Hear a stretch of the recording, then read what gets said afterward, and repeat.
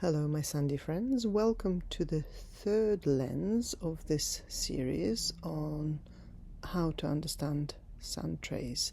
Today we're going to deal with the lens of intuitions. In lenses 1 and 2 we attended to our body sensations and to our emotions, and with that foundation of embodied awareness, it is likely that our intuitions are going to be much more accurate rather than if we went straight into thinking, into the cognitive aspect of understanding sand trays. So what is intuition? I used to think that it was some kind of woo-woo psychic ability. I have a much broader understanding of intuition, and I believe all of us have capacity to be intuitive, and we can practice our intuition and we can get better at it, like with any skill. But the simple definition of intuition is that it is knowing without reason. So you have a knowing, but you haven't quite worked it out why you know that or how you know that. You just know. It's a sort of a gut feeling. You may feel really certain of something.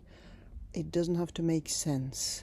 And intuition also, in my experience, includes spontaneous associations. So something just comes up for you as you observe the sand tray, not involving any logical thought or any reasoning.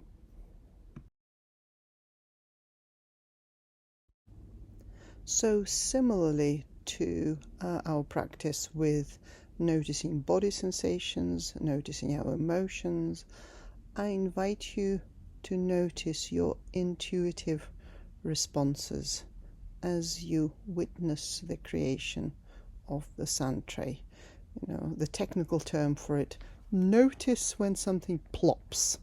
It just plops. You don't have to know why or how, but something just occurs to you and you know.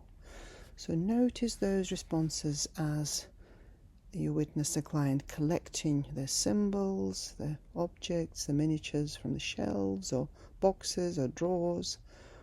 Observe your responses, intuitive responses as they create the sand tray. Notice any intuitions as the client and you are sitting with the sand tray, and as the client talks about the sand tray.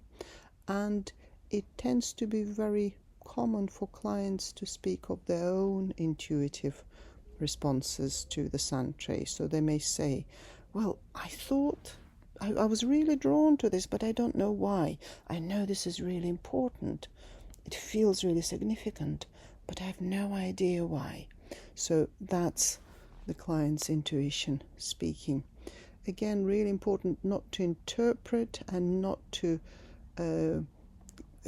get fixed on a particular intuition or particular idea. Don't take it too seriously. Yes, your intuition may be gold, or it might be total nonsense.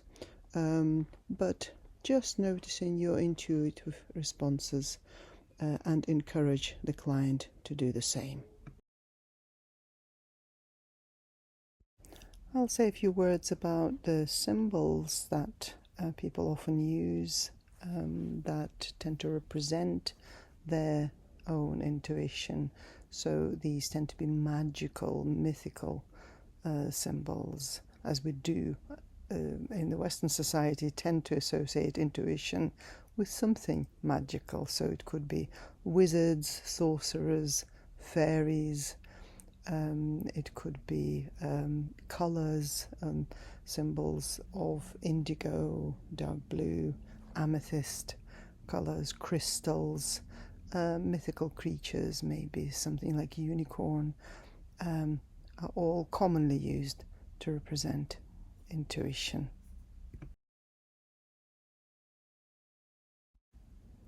You can find a full handout of all 36 lenses on the shop page of my Sand and Sound Centre website for $1.99. The chart with all the icons and explanatory notes. And you can also find a free introduction to Sand Therapy Journeys, a free 3-module course on my Sand Therapy Journeys website.